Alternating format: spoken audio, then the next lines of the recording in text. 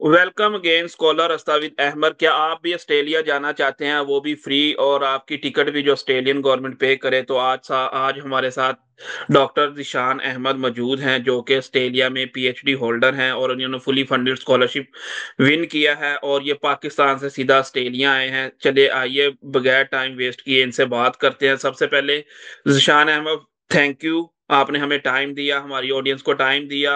इतनी मसरूफियात के बावजूद आपने टाइम निकाला। आप कैसे हैं? ठीक ठाक हैं? जी अल्हम्दुलिल्लाह मेरे भाई, अल्हम्दुलिल्लाह। आपका बहुत शुक्रिया कि आपने मुझे मौका दिया है लोगों को बताने का, क्योंकि ये बड़ी ज़रूरत है इस चीज़ की कि अपने लोगों को हम बताएं कि how they can avail the scholarship और किस तरह से वो जो है वो अपना कैरियर बेहतर कर सकते हैं। जी, बहुत शुक्रिया। तो सबसे पहले तो मेरा जो फर्स्ट क्वेश्चन ये होता है कि आप अपनी छोटी सी इंट्रोडक्शन दें हमारे ऑडियंस को, कि आप क्या करते हैं, कहाँ से बिलोंग हम्म। करते हैं, और इस बारे में बताइए। अमर भाई, मैंने बायोटेक्नोलॉजी में एमफिल किया था जीसी से। उसके बाद मैं तकरीबन 6-7 महीने के लिए जर्मनी गया। वहाँ मैंने रिसर्च की। और उसके बाद फिर I will try to find my PhD scholarship all over the broad. तो फिर अल्लाह का शुक्र है, अल्हम्दुलिल्लाह स्कॉलरशिप मुझे ऑस्ट्रेलिया से ऑफर हुई, तो मैं यहाँ पे आ गया। बैकग्राउंड मेरा ये है कि मैंने मॉलिक्यूलर बायोलॉजी में एक्सपर्टीज़ है मेरी, और मेरी 11 पब्लिकेशंस हैं। बस ये छोटा सा तारुफ है। माशाल्लाह माशाल्लाह, बहुत अच्छी बात है।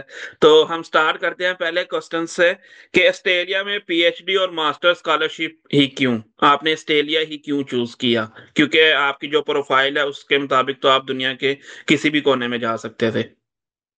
जी अमर भाई, दो वजह थी। जब जो हम हंट करते हैं ना स्कॉलरशिप, तो ये ऑडियंस के लिए बड़ा ज़रूरी होगी बात। तो हम सिर्फ एक कंट्री टारगेट नहीं करते, क्योंकि आपको पता है आइल्स की फीस बहुत ज़्यादा होती है। तो जब हम आइल्स दे चुके होते हैं तो फिर होती है हमारी कोशिश कि हम हर जगह अप्लाई करें। तो Australia was one of my list. कि ऑस्ट्रेलिया, एक तो मुझे यहाँ की बीचेस बड़ी पसंद है, पहली हम्म। बात। दूसरा, इंफ्रास्ट्रक्चर जो है, रिसर्च इंफ्रास्ट्रक्चर जो है, आपको पता ही होगा कि ग्रुप ऑफ 8 की जो यूनिवर्सिटीज़ हैं, उसका रिसर्च इंफ्रास्ट्रक्चर और फंडिंग रिसर्च के हवाले से बड़ी ज़्यादा होती है। तो one of the reasons of choosing Australia एक ये था कि इस एक ट्रेंडिंग इमर्जिंग कंट्री है रिसर्च के हवाले से, और आपको बेटर अपॉर्चुनिटीज मिल सकती हैं आफ्टर पीएचडी एज वेल। जी बिल्कुल, ये आपने सही फरमाया। और दूसरा ये कि ऑस्ट्रेलिया जो क्या कहते हैं, रिसर्च बाय डिग्री है, सबसे बड़ा ये भी एक हम्म। एडवांटेज है। तो एग्जैक्टली। आप ये बताएं कि कितने टाइप के स्कॉलरशिप ऑस्ट्रेलिया में हम अवेल हैं और स्टूडेंट अवेल कर सकते हैं? एक्चुअली ऑस्ट्रेलिया के अंदर 3 तरह के स्कॉलरशिप्स अवेलेबल हैं। एक होता है आरटीपी, रिसर्च ट्रेनिंग प्रोग्राम जो इनका होता है। उसके अंदर ये होता है कि ये आपकी सारी स्कॉलरशिप भी कवर करते हैं। लाइक आपका लिविंग स्टाइपेंड होता है, वो हर स्टेट का वेरी होता है। जैसे और हर यूनिवर्सिटी का भी फर्क पड़ता है। जैसे फॉर एग्जांपल अगर मैं यूनिवर्सिटी ऑफ सिडनी की बात करूँ तो उसका 40,000 समथिंग होता है। अब मेरी university university of western Australia की अगर हम बात करें तो वहाँ पे इसका स्टाइपेंड 37,000 पर एनम होता है, और ये बढ़ता जाता है हर साल। तो दैट वेरीज। और आरटीपी का सबसे बड़ा फायदा ये होता है कि आपकी ओवरसीज हेल्थ कवर कवर होती है इसके अंदर, आपकी स्कॉलरशिप कवर होती है इसके अंदर, मतलब आपको स्टाइपेंड जो मिल रहा होता है, और आपकी फीस भी कवर होती है रिसर्च ट्रेनिंग प्रोग्राम के अंदर। नेक्स्ट स्कॉलरशिप आती है ऑस्ट्रेलियन अवार्ड स्कॉलरशिप।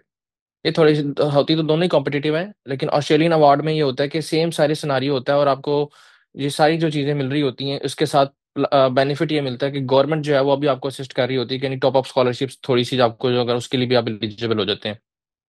और थर्ड स्कॉलरशिप वो होती है जो आप प्रोफेसर को ढूंढने के बाद प्रोजेक्ट की फंडिंग के ऊपर आते हैं। अब यहाँ पे भी दो चीज़ें आ जाती हैं। प्रोजेक्ट की फंडिंग में, जिस प्रोजेक्ट में मैं अल्हम्दुलिल्लाह आया हूँ, उसमें मेरी ओवरसीज हेल्थ कवर कवर थी। लेकिन मेरा एक दोस्त वेस्टर्न सिडनी यूनिवर्सिटी से पीएचडी कर रहा है, और उसकी हेल्थ कवर कवर नहीं थी, उसने वो खुद दिया है। ठीक है, ओवरसीज हेल्थ कवर भी तकरीबन 4 से 5 हज़ार ऑस्ट्रेलियन डॉलर होते हैं हमारे।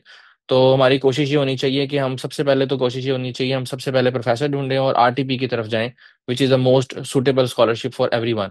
और उसमें ये होता है कि अगर आपकी फैमिली है तो आरटीपी के अंदर आपको फैमिली के भी ओवरसीज हेल्थ कवर मिल जाती है। अच्छा जी, बिल्कुल ठीक। और सबसे पहले ये कि एडमिशन और स्कॉलरशिप के लिए सबसे पहले, जैसे आपने बताया, कि पहला कदम प्रोफेसर के साथ हम्म। कांटेक्ट हम्म। इस्टेब्लिश करना है, क्या इसके बगैर भी मुमकिन है या नहीं है?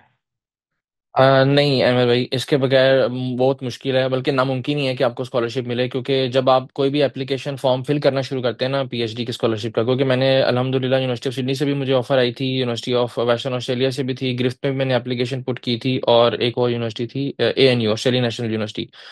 इन सब के अंदर जो एप्लीकेशन का मेन सिनारियो है, उसमें एक पोर्टल होता है कि आपने किस प्रोफेसर के पास करना है और उसकी ईमेल दें। और अगर हम्म। उस प्रोफेसर से आपने रब्ता ही नहीं किया होगा तो अल्टीमेटली आपकी एप्लीकेशन तो एक्सेप्ट होने से पहले रिजेक्ट हो जाएगी। और कुछ यूनिवर्सिटीज़ ऐसी हैं, जैसे ऑस्ट्रेलिया में यूनिवर्सिटी ऑफ सिडनी के अंदर आप $200 पे करते हैं एप्लीकेशन फीस, तो वो हम्म। आपकी ज़ाया हो जाती है फिर। तो हाँ, प्रोफेसर उतना ही ज़रूरी है जितना आपका आइट्स ज़रूरी है।